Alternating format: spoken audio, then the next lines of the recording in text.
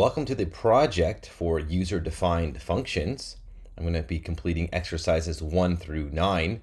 So for all of the functions that we create, I want you to add docstrings. I'm just going to do it for the first one because it does take a little bit of time. But for your functions, whenever you create them, you really should be thinking about adding docstrings, especially if you're going to formalize the code. It really helps you understand them in the future and others as well.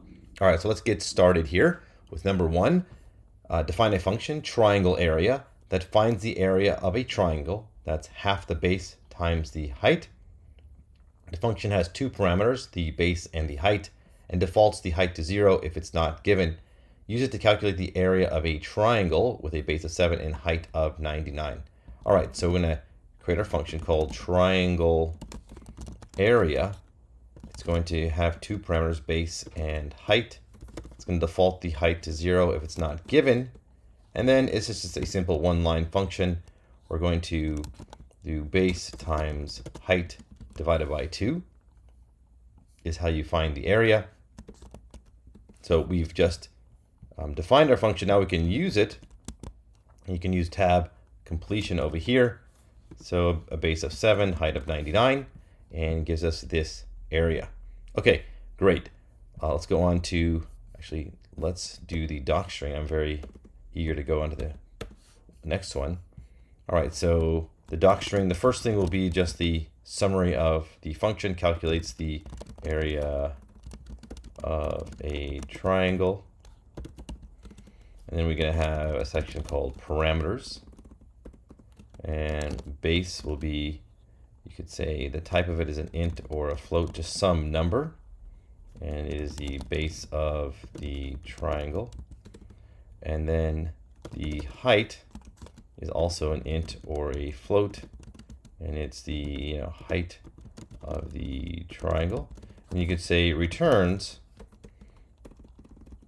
It will return a float, which is the area of the triangle. Okay, so a very simple docstring for a very simple function. All right, so I'm not going to be writing the docstrings for all of them, but for you, like I said, for your functions, you should do it for practice. All right, number 2, define a function mean that accepts a list of numbers and returns the mean. Okay, so I'm going to say mean, and it's going to accept some list of numbers. It doesn't say what this is. I'll just call it nums. And it's going to return the mean. So the mean is just the average. So when we return the way to find the mean is just to sum up all of the numbers and then divide by the length. So that is the definition of the mean, like this. All right, so we sum all the numbers up and we just divide by the length. And let's now calculate it. So let's just do some numbers over here. So we have 10, 30, 20, 25, 18, or something like this. And we can get the mean like that. All right, so our function is now useful. It can calculate the mean of a list of numbers.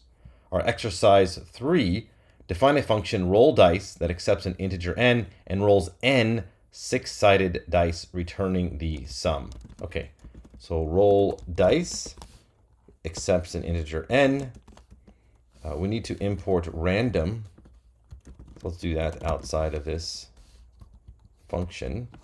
And so it's going to iterate through all of these n's. And I'm going to keep a variable for the total. I'm going to assign it to 0. And then we are going to continually roll this. So total plus equals random.randint 1, 6. So in each iteration, I'm rolling a die and I'm adding that to the total. So the total starts at 0. I'm just accumulating that total. And then at the end, I'm just going to return the total. And now I can do roll dice. I could do it 4 times. Looks like that was probably very low numbers. Let's do that again. 16, 11, and so forth. I can roll it 23 times, get a much a higher number. I just roll it 1 time, get a 4. It doesn't actually tell you what the dice rolls are. So you could return a list of all the dice rolls, but this is just determining returning the sum. All right, good. Let's move on to number 4. create a function concat sort list that takes two lists, concatenates them together, sorts the list, and then returns the sorted list. Test your code with the assert statement below. All right, great. So it tells you the name of the function, concat sort list. It's going to take two lists. Let's just call them A and B for short. It will then concatenate them together and then sort that list. So it's going to take in two lists like this, and it will make them one list. So we could say C in here is A plus B. That's how you concatenate lists. You just use the plus sign, very easy. And then we can pass this to the sorted function like this. And in fact, we can do the concatenation in here. We don't even need a variable like that. And sorted returns a list of the items sorted. Okay, so let's go do this, enter this in.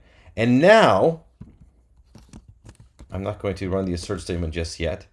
Let's make sure, I'm going to delete this equals equals. I'm going to pass in these two lists, and it returns, yeah, -8 through 9 to look sorted to me.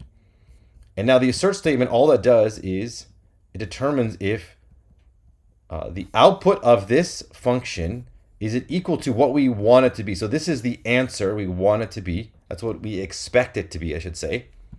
And if it's true, nothing will happen. So assert statements, nothing happens if it's correct. If it's wrong, then you would get an assertion error.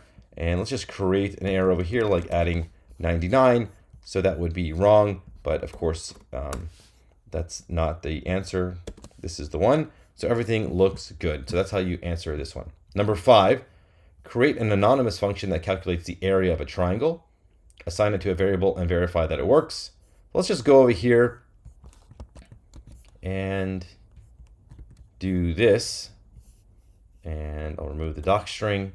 And we'll just convert this to an area of a triangle. So remember, we don't use def, we use lambda. We don't have a name. We can use base and height.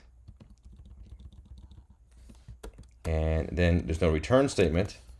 And so what we want to do here is we need to assign this to a variable. So this is how you would make it an anonymous function, but since we're not using it for any purpose, we have to assign it to a variable. We'll just say, area triangle anonymous ATA like this, and then we'll just run the same one, 7 and 99, and see that that works. If we don't provide a height, it is defaulted to 0, so you still have that here with anonymous functions. All right, number 6, sort the following list of strings by the last letter of each one. Use an anonymous function passed to the key argument. So remember, we talked about the sorted function. By default, it sorts it. The natural order is just by looking at the first character and so forth, and keep comparing characters using Unicode code point. Now we can change that with the key parameter. If I press Shift Tab Tab, this allows you to sort with just any other, any way that you choose, and the way that you have to pass in a function over here. And a lot of times you'll just use an anonymous function because you can just do it in one line. You don't have to have, separate lines to create a normal function.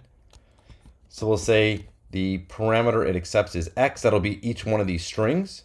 And we want to sort by the last letter. So we're going to say, hey, just look at this last letter. So we're going to select the last character over here, -1. So each one of these, this will be how it is sorted, right? So if we do this, now it's sorted by the last letter, A, E, H, O, and Y. So that looks good. All right, number 7, sort the following list by the last digit of each value. Use an anonymous function passed to the key argument. Okay, so this time we have to get the last digit. So I'm going to sort this. Now, normally, the default sorting mechanism is just least to greatest. It's numerical order. But, just because these are integers doesn't mean we can't change the way we sort this. So we want to sort it by the last digit over here. And the way to get the last digit, and I'm going to do the same thing, I'm going to do an anonymous function for the key. I will do modulus 10. So that's how you get the last digit. That's a little trick. You just get a remainder with respect to 10. And so this will be, 9, 0, 4, 1, and 8. So let's see if it sorts it that way. So here we have 0, 1, 4, 8, and then 9. So that looks good. All right, number 8. Using the string below, create a list of all the individual words. Okay. Sort this list of strings by the third highest alphabetical letter. Okay, so that's really kind of strange. The third highest alphabetical letter. Okay, use an anonymous function to find this third highest letter. Okay, so there's an example. Take the word Python, for example. All right, so Python, if you sort it by its from least to greatest, the third highest letter is P. Right, so that's the third highest. I could have sorted it in reverse order, but so this is what I care about. This is going to be the sorting, how it's sorted based on this third highest letter.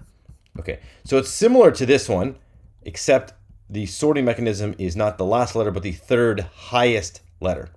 Okay, and we have to break this string into many words.